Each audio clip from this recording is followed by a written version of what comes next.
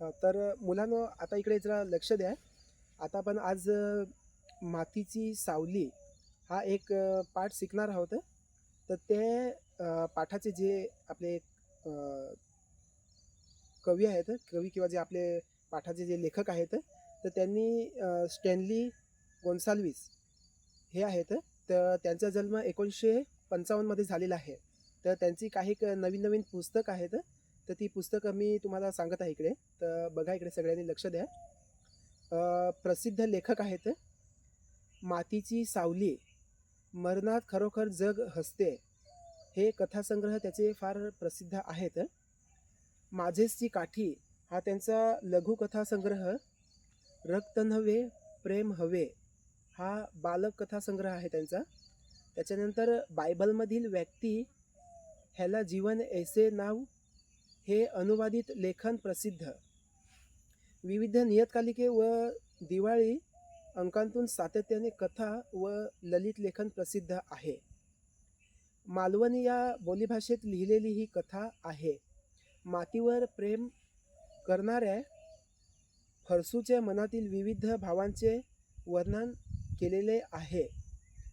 प्रस्तुत पाठ मातीची सावली, मातीची सावली या कथासंग्रहातून घेतलेला आहे. तर या आपला जो धडा आहे किंवा हा आपला पाठ आहे, या पाठामधून आपल्याला मातीची सावली हा जो एक पाठ आहे त्याचे स्टॅनली गोन्साल्विस या जे आपले स्टॅनली गोन्साल्विस आहेत, जे आपले जे आपले पाठाचे जे कवी आहेत, त्यांनी असे आपल्याला एक दिलेलं आहे की हे त्यांचं जे आपले मातीची सावली आहे, ह्याच्यामध्ये नेमकं त्यांनी कशा प्रकारचे किंवा त्यांचा जो काय एक दृष्टिकोन आहे, तो त्यांनी किंवा दृष्टिकोन किंवा त्यांचा काय विचार आहे तो मांडलेला आहे किंवा त्या विचारांतून त्यांनी काय सांगण्याचा एक प्रयत्न केलेला आहे, तो आपण ह्याच्यामधून जरा बघणार आहोत. तर इकडे सगळ्यांनी जरा लक्ष द्या इकडे. फरसू पाय ओढत पायरीवर येऊन बसला. तर इकडे एक फरसू नावाचा एक व्यक्ती आहे. तर ते व्यक्तीची इकडे तो कुठेतरी एका ठिकाणी गेला असेल आणि तिकडून येता तो थकला असेल, म्हणून तो येताना एका ठिकाणी आपल्या घराच्या पायरीवर येऊन बसलेला आहे. तर फरसू नावाचा व्यक्ती आता पुढे अजून त्याचं काय सांगत आहे ते आपण जरा बघत आहोत आता. आपली खरबरीत बोटं त्याने गुळगुळीत पायरीवरून फिरवली. मग दोन्ही पाय मुडपून गुडघ्यावर हात ठेवून तो आभाळाकडे बसत राहिला. तर हा जो फरसू नावाचा एक व्यक्ती आहे, तो आपल्या घराचे जे आपल्या फरशी असतात, फरशी म्हणजे जे लाद्या असतात फरशी, त्याच्यावरती तो आपली जी पायाची बोटं असतात, तर ती बोटं गुळगुळीत आपल्या जो पायरी असते ते पायरीच्या गुळगुळीत भागावरती त्याची बोटं तो फिरवत आहे. त्याच्यानंतर तो आभाळाकडे म्हणजेच आपले जे आकाश आहे त्या आकाशाकडे एक नजर टाकून ना तो वरती बघत बसला होता. जसं एक कुठेतरी जाऊन आल्यानंतर, थकून भागून आल्यानंतर तो आपल्या घराच्या पायरीवरती येऊन बसला. बसल्यानंतर त्याला थोडा थकवा वाटला असेल, तर तो आपल्या पायरीवरती येऊन बसल्यानंतर तो आभाळाकडे बघत राहिला. त्याच्यानंतर आता आपण अजून तो पुढे काय सांगत आहे ते बघू आता. उठा जरा आत जाऊन बसा, सुनेचा आवाज आला. त्याच्या घरामध्ये जी काही सून होती, ते सुनेने त्यांना असा आवाज दिला की तुम्ही इकडे बाहेर पायरीवरती बसले आहेत, तर इथून उठा आणि आतमध्ये जे काही खुर्ची असेल किंवा काही एक सोफा असेल किंवा आतमध्ये काही खुर्ची ठेवलेली असेल, तर त्याच्यावर आतमध्ये त्याला बसायला सांगत आहेत. कारण की ते तिकडे आपल्या पायरीवरती बसले होते, तर त्यांना पायरीवरून उठायला सांगत आहेत. त्यांची जी घरची सून आहे त्यांचा आवाज आला आणि ते सांगत आहेत की बाहेर बसले असेल तर उठा आणि आतमध्ये जे आपल्या काही आतमध्ये खुर्ची ठेवलेली असेल त्या खुर्चीवरती जाऊन त्यांना बसायला सांगत आहेत. दरवाजाच्या चौकटीला धरून फरसू उठला. त्याच्या पायांची हाडं कडकडली. आतल्या खोलीत येऊन तो गुबगुबीत खुर्चीवर बसला.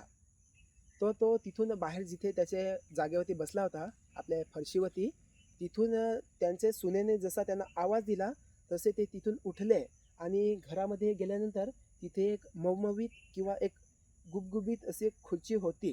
त्या खुर्चीवरती काही असं सोफा वगैरे असा काही असेल, तर तिकडे ते खुर्चीवरती जाऊन तो आरामात जाऊन बसला. ह्या खुर्चीवर त्याला अवघडल्यासारखं वाटायचं. पाय वर घेऊन बसले तरी सून डाफरायची. म्हणजे ते घरामध्ये जाऊन बसले आणि जे तिथे काही खुर्ची होती, गुबगुबीत खुर्ची किंवा मऊ किंवा अशी काही खुर्ची असेल, त्या खुर्चीवरती तो जाऊन बसला. बसल्यानंतर त्याचे जे दोन्ही पाय होते, ते दोन्ही पाय त्याने वरती घेऊन बसला. म्हणजे त्यांनी ते त्याचे पाय होते, ते त्यांनी वरती केलेत. त्याच्यानंतर असं बसणं त्याला कधी ठाऊक नव्हतं.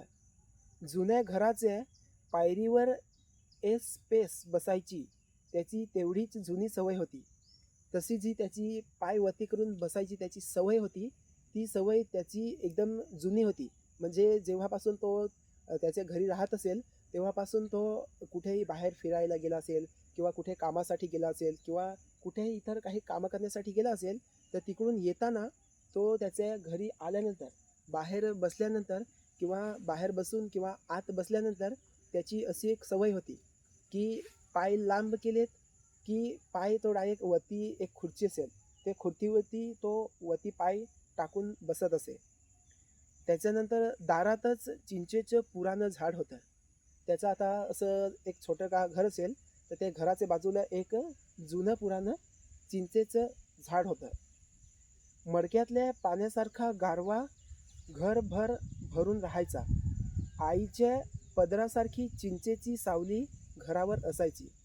त्यांचे जे काही घराच्या आजूबाजूला चिंचेचं एक झाड होतं जुनं पुराणं, तर त्या चिंचेच्या सावलीमध्ये त्याला आईचं जसं पदर असतं, आईचं आपला हा पदर असतो, तर त्या पदराप्रमाणे त्याला जे आपले चिंचेच्या झाडाची काही सावली होती, ती सावली त्याला आपल्या त्याच्या घराचे आजूबाजूला एक चांगल्या प्रकारे दूरून अशी लांब अशी सावली देत असायची. मंगलोरी कौलांचे नळ्यांतून फुकर मारावी तसं घर घुमायचं. म्हणजे त्याच्या घराचे जे काही मंगलोरी होते, मंगलोरी म्हणजे ते घराचे जे काही आपले घराचे कौलं असतात, तर ते कौलं त्याला नळ्यांतून फुकर मारावी तसं त्याला ते घुमलेलं सारखं तसं वाटायचं. म्हणजे ती आपली घराची जी आपली कौलं असतात, ते कौलांच्या माध्यमातून जसं आपलं एखादा एक नळी घेतो किंवा जसं एक पाईप घेतो, त्यांच्यातून जसं कसं एक आपण फुंकर मारली, ते पाईपमधून जसं आपण एक फुंक मारला, तशी त्यातून एका ठिकाणून हवा फुंकली तर दुसऱ्या ठिकाणून कशी आरपार निघून जाते. त्या प्रमाणात हे जे आपले कवी आहेत किंवा हे जे लेखक आहेत, त्यांना त्या प्रमाणात असं वाटलं, की जशी आपली घराची कौलं असतात, एका ठिकाणाहून जर हवा सुटली तर दुसऱ्या ठिकाणाहून ती जशी कशी निघून जात असते, त्याप्रमाणे त्याला वाटलेलं होतं. त्यानंतर फरसू पायरीवर बसायचा. वरून भिरभिरीत येणारी फुलपाखरं, पानं, झाडावर चढणाऱ्या खारी पाहणं हा त्याचा फाजल्या वेळचा उद्योग होता. तो जिथे बाहेर बसायचा, तिकडे काही जी झाडं होती, ते झाडावरती जी काही झाडं किंवा काही फुलझाडं असतील किंवा जी काही आजूबाजूला लावलेली छोटी मोठी जी झाडं असतील किंवा फुलाचं झाडं असतील किंवा कोणतीही जी झाडं असतील, त्या झाडावरती जी येणारं काही वेगवेगळी कलरची किंवा वेगवेगळ्या प्रकारची जी काही फुलपाखरं असतील, तर ते फुलपाखरं बघण्यामध्ये किंवा जे आपल्या घराच्या आजूबाजूला किंवा जे आपले जे कवी आहेत किंवा लेखक आहेत, त्यांच्या घराच्या बाजूला जे काही झाडं होती, ते झाडावरती जी असणारी खारी असतात, तर ते खारुताई ते बघण्यामध्ये ते त्यांचा जो सगळा टाईम असते, तो टाईम फावला वेळ असते, तो त्याच्यामध्ये तो घालवत असायचा. रात्री जेवण मटण आटोपल्यावर तो आणि आबू उशिरांपर्यंत चिंचेच्या मुळावर बसायचे. ते आणि त्याची बायको दोघे रात्री त्यांचं जे काही जेवण असेल किंवा त्यांचं जे काही खाण्याचा त्यांचा नाश्ता असेल, ते झाल्यानंतर ते दोघं गप्पा मारत एका त्यांचं जे घराचे बाजूचं जे चिंचेचं झाड होतं, त्या चिंचेच्या झाडावरती जे झाडाची जे मूळ असते, तर ते मुळावर ते दोघे बसून ना आरामात त्यांचे जे काही गोष्टी असेल किंवा त्यांचे जे घरातले काही सुखदुःखाच्या गोष्टी असेल, ते तिकडे बसून ना ते करत असत. पानांतून पाझरणारं चांदणं अंगावर घेत त्यांच्या गप्पा चालायच्या.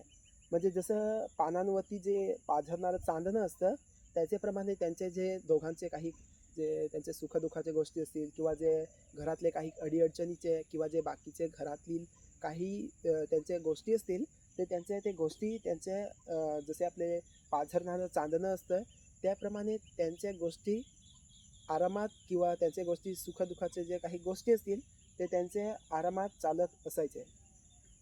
गुरंढोरं, वाडी, गावकिलीतली प्रकरणं असे अनेक विषय त्यांचे जे गावामध्ये काही जी गुरंढोरं असतील किंवा जे त्यांच्या घराच्या आजूबाजूला काही वाड्या असतील किंवा गावकीतली जी काही प्रकरणं असतील म्हणजे त्यांच्या गावामधली काही नवीन नवीन काही गोष्टी असतील किंवा त्यांच्या घराच्या आजूबाजूचे काही जे काही घडामोडी असतील किंवा घराच्या आजूबाजूचे काही नवीन त्यांचे ऐकले जाणारे काही गप्पा गोष्टी असतात तर ते त्यांचे चालू असायचे.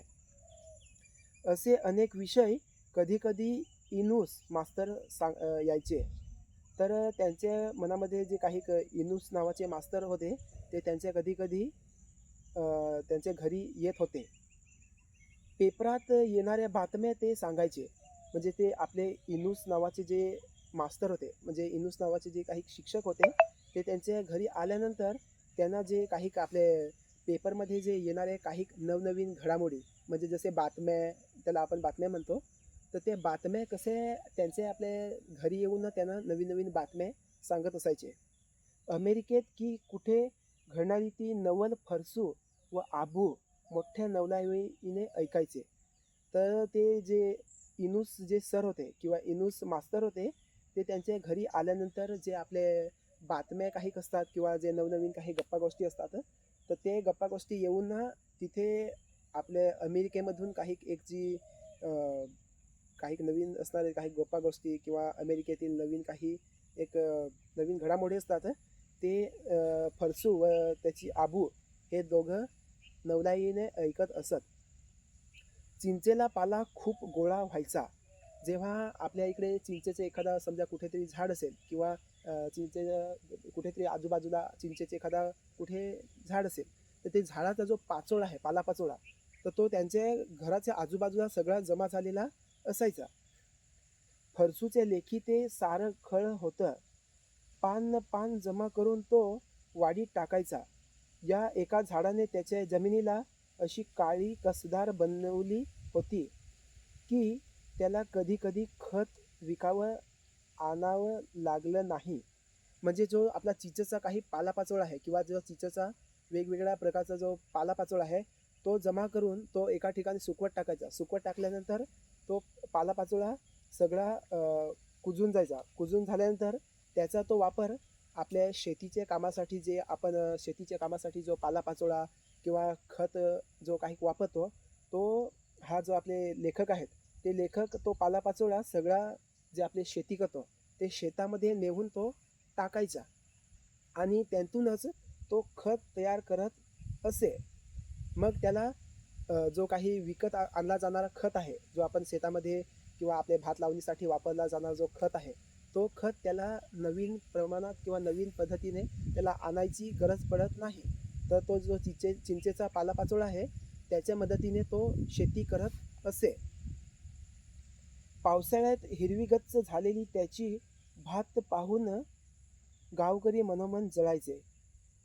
त्यांनी जो काही भात लावला होता भात ते भातामध्ये त्याचे जो घराचं एक चिंचेचं झाड होतं ते चिंचेचं झाडाचा जो काही पालापाचोळा किंवा जे काही कचरा असेल तर तो जेव्हा शेतात नेऊन टाके नंतर तो शेतीमध्ये जो काही लावला जाणारा भात आहे तर तो भात लावला जात होता तेव्हा त्याचं जेव्हा पावसाळा येत होता तेव्हा जो पावसाळ्यामध्ये जो होणारा भात आहे तो भात त्याचा हिरवा गच्च होऊन जाईल. त्याच्यामुळे त्याच्या घराच्या आजूबाजूची जी लोक असतील किंवा जी आजूबाजूची माणसं असतील ती त्याला बघून जळत असत. भाताचं झळझळणारं सोनं घरात येऊन पडलं की वांगी दुधी कारली याची लागवड व्हायची.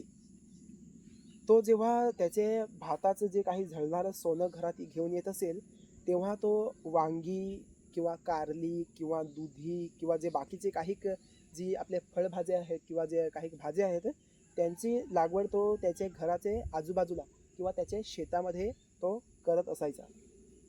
फरसू व त्याची मंडळी पाठीचा कणा दुःखापर्यंत राबायची. फरसू व त्याची जी घरातली मंडळी किंवा त्याची जी बायको होती, ते दोघे जेव्हा शेती करत होते, तेव्हा ते दोघे त्यांचा जो पाठीचा कणा आहे, तो जोपर्यंत दुखत नाही किंवा पाठीला जोपर्यंत ताण येत नाही, तोपर्यंत ते दोघे शेतामध्ये मेहनत करत होते किंवा मेहनत करायचे. त्यांची त्यांची विहीरसुद्धा तशीच पाणीदार होती. त्यांची जी विहीर होती, तर त्या विहिरीमध्ये पण पाणी पण तसंच खूप जास्त होतं. दुसऱ्या वितापर्यंत दूध देणाऱ्या गाईसारखी तर वैशाखा खातासुद्धा तिला भरपूर पाणी असायचं. जेव्हा वैशाख महिना येत होता, म्हणजे जसा मे किंवा जून महिना येत होता, तोपर्यंत त्यांची जी विहीर होती किंवा त्यांची जी बाव होती, तर ते बावीचे पाणीमध्ये किंवा जे विहीर होती, त्या विहिरीच्या पाणीमध्ये त्याला खूप पाणी भरलेलं असायचं. एका दुष्काळात गावातल्या साऱ्या विहिरी कोरड्या पडल्या होत्या, पण फरसूच्या विहिरीतील पाण्याला काही अंत नव्हता. बाकीचे जे काही घरातील माणसं आहेत, त्यांच्या घरातली जी काही विहिरीचे पाणी आहेत, त्यांच्यातले सगळं ते काही पाणी होतं, ते सगळं खाली होत होतं. पण जो फरसू नावाचा जो व्यक्ती होता, त्याचे जे घराचा जो पाण्याचा साठा होता, तो एकदम कमी झालेला होता किंवा एकदम कमी होता. तर त्याच्यामुळे जे आपले गावातली मंडळी असतील किंवा जी गावाची माणसं असतील, त्यांच्या घराचं जे काही पाणी होतं, तर ते पाणी सगळं आटून ना सगळं कमी झालेलं असायचं. पण जो फरसू नावाचा व्यक्ती होता, त्यांचे जे घरामध्ये विहीर होती किंवा त्यांचे जे घरामध्ये एक विहीर होती, तर त्याच्यामध्ये खूप सारं पाणी भरलेलं असायचं. तर वैशाखापर्यंत तो सगळं पाणी त्याच्या शेतीसाठी किंवा जे शेतीचे कामासाठी शेतीचं जे आपलं उत्पादन आहे किंवा जे शेतीमध्ये ते जे लागवड करतात, त्या लागवडीमध्ये तो त्याचे जे घरामध्ये असणारी जी पाण्याची जी पातळी आहे किंवा जे विहिरीमध्ये पाणी आहे, त्याच्या मदतीने तो सगळी पिकाची लागवड करत असायचा. एका दुष्काळात गावातल्या साऱ्या विहिरी कोरड्या पडल्या होत्या. जेव्हा एकदा त्यांच्या घराकडे एकदा दुष्काळ पडला होता, ते दुष्काळ पडल्यानंतर त्यांचे जे घराच्या आजूबाजूच्या सगळ्या विहिरी होत्या, त्या सगळ्या सुक्या होऊन गेल्या. म्हणजेच त्या सगळ्या एका प्रकारे त्याचे सगळ्या ते आपल्या विहिरीमध्ये जो असणारा पाणी आहे, तो सगळा नष्ट झाला होता. म्हणजे सगळा आटून गेला होता, कोरड्या पडल्या होत्या. पण फरसूच्या विहिरीतील पाण्याला काही अंत नव्हता. फरसू म्हणायच्या, बापजाद्याची कमाई रे पोरांनो. म्हणजे त्याचे जे वडील होते, ते वडिलांनी जे त्यांच्या टायमाला किंवा त्यांच्या वेळेला त्यांनी बापांनी त्यांच्या घराच्या बाजूला जी काही विहीर होती, ती विहीर त्यांच्या वडिलांनी त्याच्या आपल्या घराच्या बाजूला ती विहीर होती, तर ती विहिरीच्या मदतीने तो जेव्हा खोदली, तेव्हा त्याच्यामध्ये पाणी होतं. ते पाणी सगळं जेव्हा वैशाख महिना येत होता किंवा जो वैशाख महिना आला, तोपर्यंत ते विहिरीमध्ये पाणी तसाचं तसं होतं. म्हणजे ती बापाची कमाईने केलेली एक ती मेहनतीने केलेली एक वस्तू होती. त्याचीच पुन्हा ही बावडी, नय नदी हय नदी, म्हणजे ती त्यांच्या वडिलांनी दिलेली एक पुण्याई होती, असं आपले जे लेखक आहेत फरसू, ते हे आपले त्यांचे जो एक आहे त्याच्यातून ते सांगायचा प्रयत्न करत आहेत.